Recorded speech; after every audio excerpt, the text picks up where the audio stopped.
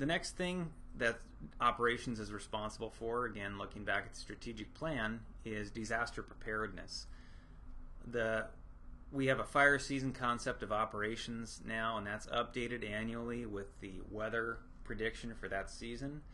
We have the EOC concept of operations has been completed, and the EOC is actually developed now to where we've got the equipment and the paperwork and computers and everything else that we need, as well as the manuals for all the people working in the EOC in order to function as an EOC. We've also participated in web EOC training through the county so that we know how to communicate with the county using web EOC during a disaster. And the draft earthquake concept of operations has also been completed, so we actually have a plan specifically for earthquakes.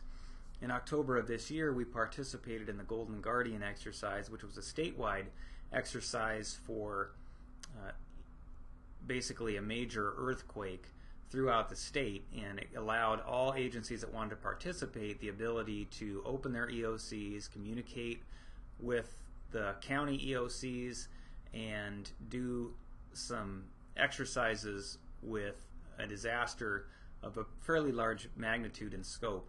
And we participated with all of our staff personnel as well as the fire stations on duty that day, where we scripted quite a few different scenarios involving the engine companies and staff support upstairs, and learned a lot from this experience, and also have taken those lessons and are applying them on how we can improve our EOC documents and equipment. Which takes us to equipment. Equipment will be the next area that the operations division is responsible for. These are some of the things that operations division has done in relation to equipment. The first thing is the County Equipment Committee. We actually have Division Chief Croucher is the chair of the San Diego County Equipment Committee, so we have somebody in a very high position in the county that keeps us informed of the direction that the county's going in relation to equipment, and also kind of helps steer things in a direction that we can have some influence in that as well. One thing the Equipment Committee has done, the Internal Equipment Committee, as part of the RBO process, we've adopted standardized hose loads. We looked at our loads and East County's load when we consolidated, and we took the best of both of those. So we've made some changes on both San Miguel and former East County apparatus in order to come up with the best possible hose loads and hose lays that we could. So that was a result of that committee process. We've provided home metro rescue tools on most of the Type 1 engines to allow us to have a quicker means on most every company of being able to provide quick extrication on a vehicle accident, and also can be used for rapid intervention. We are making some major purchases of equipment that were recommended by the Equipment Committee, but since we have a credit of about $11,000 through the East County Fire District, we are able to make these purchases at no additional cost to the budget. We've standardized breathing apparatus between the San Miguel and former East County companies, so we've got the same breathing apparatus, masks, and equipment on all of the engines. And we've also got the standard apparatus inventory, which we have started on, and we're continuing to work towards getting our engines fully outfitted, fully equipped, dialing in the inventories to make sure that they're accurate, and then keeping track of our cost and loss of equipment based on performing those inventories, which is something that we've never done in all the time I've been here in 22 years, and it's a expensive problem for the district as we continue to lose equipment and don't know what happened to it, and we're able now to be able to track those things and better keep track of our equipment. Personal protective equipment. This is another area that falls under operations. The PPE committee is chaired by Chief Croucher, co-chaired by firefighter paramedic Modesto Martinez, and we have a good group of folks on this committee that are working to deal with all of our PPE issues. They perform annual PPE inspections. They take care of PPE repair and replacement. They've all been through the NFPA 1851 training, which is the care and use of the PPE. They're also working on the highway safety reflectivity requirements of getting the vests that are required by DOT. They're also looking at new web gear for our personnel, and recently had a presentation on our helmets, and we're in the process of a wear test of some different types of helmets from what we currently have to see which one's going to be the best for the district. Next major area of responsibility for the operations division is facilities. Some of the things that have been done in facilities recently to upgrade them, you'll see a picture here of our headquarters facility, was that we added a fence around the front of the fleet maintenance facility in order to increase our secured parking area.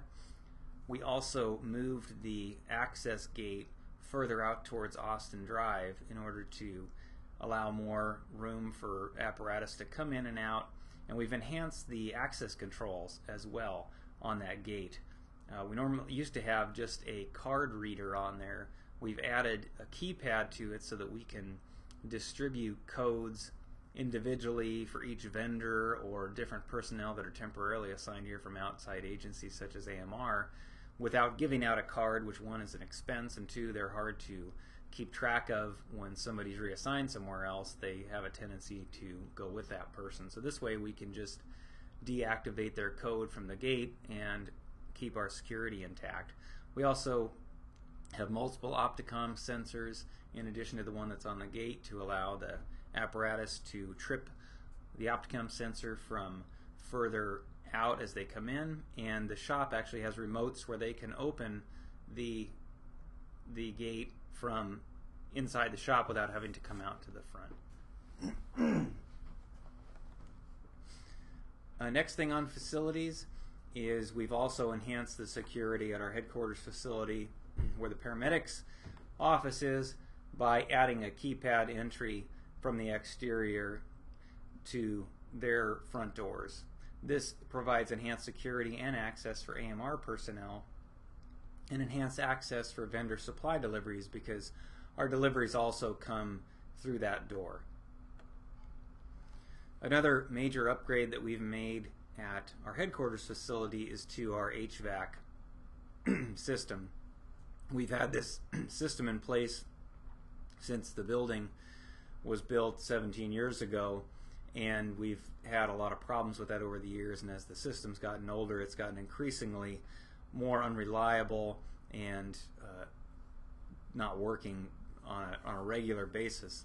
So we had our engineered mechanical and automated controls come in and look at the system and see what we could do to upgrade the system in order to make it function properly and in an energy efficient manner. So the upgrades that we've done to it will provide increased energy efficiency, decreased cost, increased comfort, and increased reliability, and also extend the service life. This that you're looking at right here is a variable speed drive for the fan that runs off of the compressor, which actually, instead of running at one constant speed right now regardless of the demand, this actually sees what the demand is and will vary the speed of the motor on the demand, so it will actually save quite a bit of energy over what we originally had.